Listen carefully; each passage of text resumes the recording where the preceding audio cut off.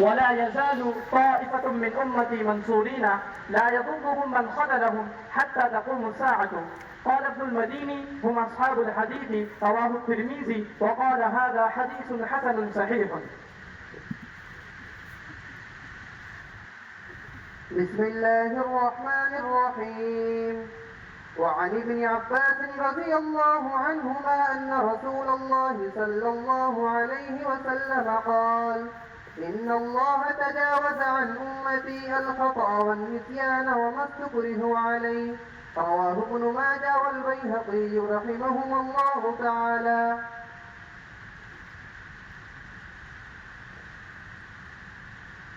بسم الله الرحمن الرحيم. وعن بهز بن حكيم عن أبيه عن جده رضي الله تعالى عنه أنه سمع رسول الله صلى الله عليه وسلم يقول في قوله تعالى: كنتم خير أمة أخرجت للناس، قال أنتم تتمون 70 أمة أنتم خيرها وأقربها على الله تعالى. رواه الترمذي وابن ماجه والدارمي، وقال الترمذي هذا حديث حسن. له ومن يضلله فلا هادي له، ونشهد أن لا إله إلا الله وحده لا شريك له، ونشهد أن سيدنا ومولانا محمدا عبده ورسوله صلى الله عليه وعلى آله وأصحابه أجمعین۔ محترم بزرگوں اور دوستوں، ہمارے بہت محترم مخدوم حضرت مولانا ادریس صاحب دامت برکاتہم اور اس ادارے کے محتمم مولانا جمال عارف صاحب اور اس اسٹیج پر تشریف فرما نہایت محترم مکرم علماء کرام اور بہت سارے باہر سے آئے ہوئے مہمان علماء اور عزیز بچوں، میں بہت دیر سے بچوں کا بہت مفید، بہت مؤثر، بہت علمی بیان سن رہا تھا، اور آج کے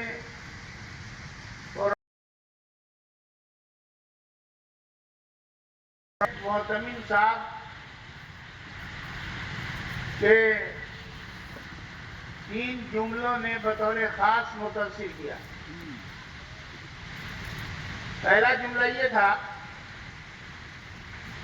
کہ اصل رپورٹ عملی ہوتی ہے، زبانی تحریری رپورٹ کے مقابلے میں عملی رپورٹ سب سے زیادہ مؤثر، سب سے زیادہ طاقتور ہوتی ہے۔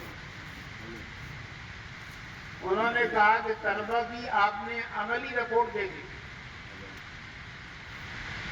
دوسری بات انہوں نے یہ کہی کہ ہمارے ادارے کا قیام بہت سارے اداروں کی فہرست میں ایک اضافے کے بطور نہیں ہے، بلکہ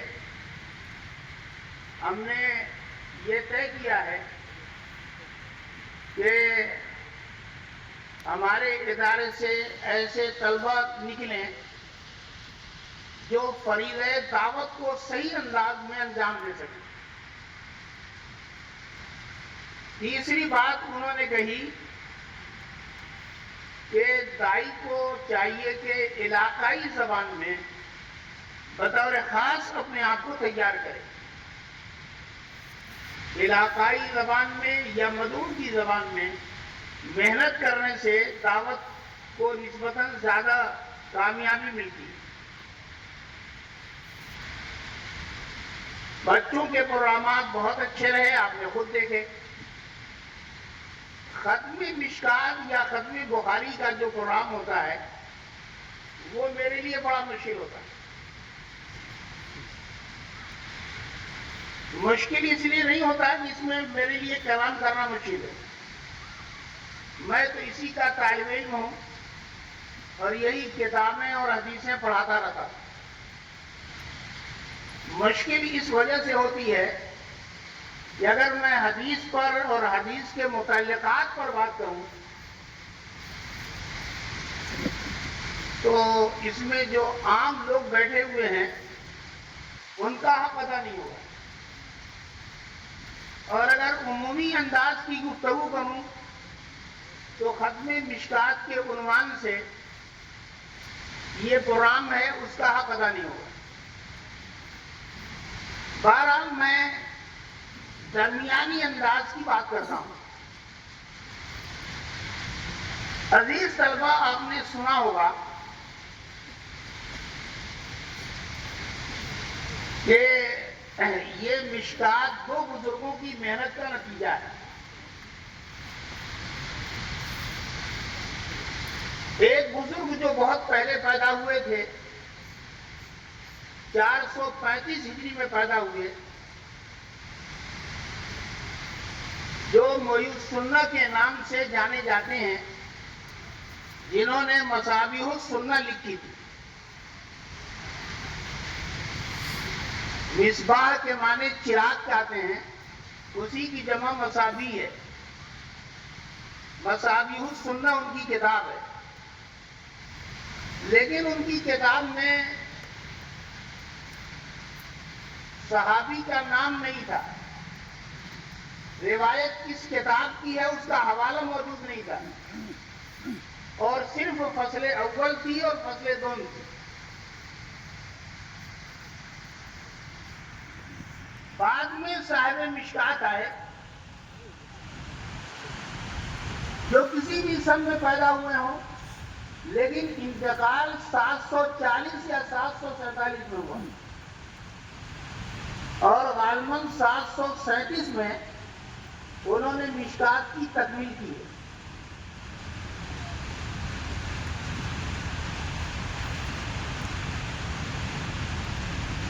سال کے اخیر میں پروگرامات ہوتے رہتے ہیں۔ ایک پروگرام میں ابھی گزشتہ ہفتہ جانا ہوا، ایک صاحب مشکات ختم کرا رہے تھے، تو ختم کراتے ہوئے انہوں نے کہا کہ مصابیح السنہ کے مصنف نے مصابیح السنہ لکھی اور اپنے شاگرد سے کہا کہ بیٹا اس کی تکمیل مشکات کر دو۔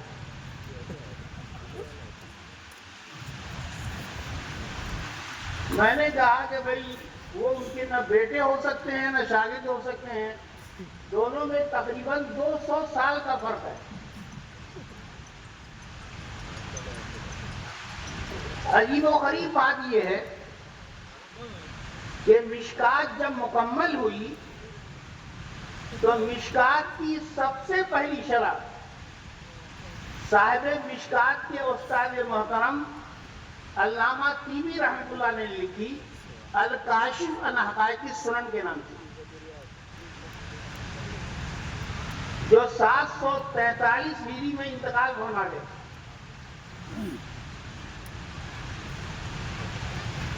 مختصر مدت میں یہ بہت بڑا اعزاز ہے شاگرد کے لیے بھی، اور بہت زیادہ بلندی اور تواضع کی بات ہے استاد محترم کے لیے بھی، ورنہ عام طور سے تو ایسے ہی ہوتا ہے کہ ماتن استاد ہوتا ہے اور شارع شاگرد ہوتا ہے، لیکن متن و شرح کی تاریخ میں یہ پہلا نمونہ ہے کہ استاد محترم شارع ہیں اور شاگرد ماتن ہیں۔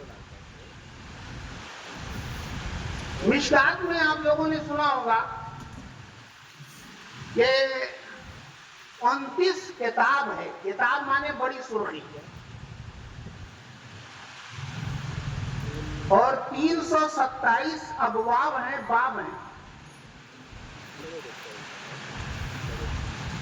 فصلیں تو 1038 ہیں،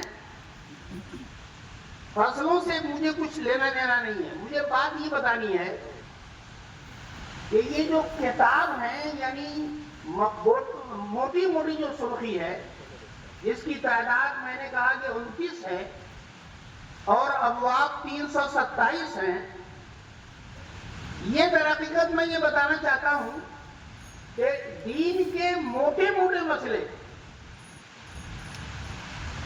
دین کے اہم اہم عنوانات وہ 29 ہیں، اور دین کے چھوٹے چھوٹے مسائل گویا 327 ہیں۔ ایک سچے پکے مومن کو 29 بڑے بڑے مسائل پر عمل کرنا ہے، اور 27 چھوٹے چھوٹے مسائل پر عمل کرنا ہے۔ لوگوں نے ایک زمانے میں یہ بات کہی تھی کہ مشکات کی روایتوں کی تعداد یاد کرنے کے لیے ایک شعر یاد کر لیجیے۔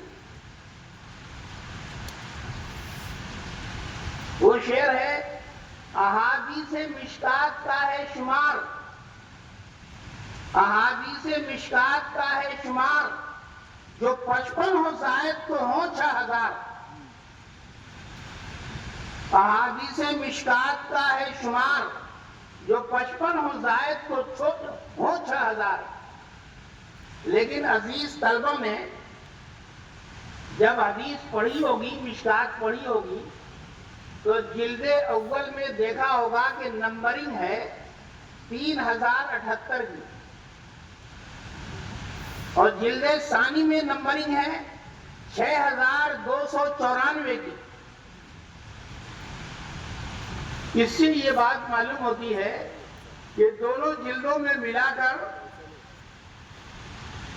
پوری مشکات میں 6294 حدیثیں ہیں۔ اختلافات ہوتے رہتے ہیں، جیسے آپ حضرات جانتے ہیں کہ بخاری شریف کی جو آخری حدیث ہے، جس پر بخاری شریف ختم ہوتی ہے، وہ 7563 نمبر کی حدیث ہے۔ لیکن پہلے زمانے میں تعداد کچھ اور بتائی جاتی تھی۔ عزیز دوستو، صاحب مشکات نے، جیسا کہ میں نے کہا کہ انہوں نے 3 کام کیا۔ پہلا کام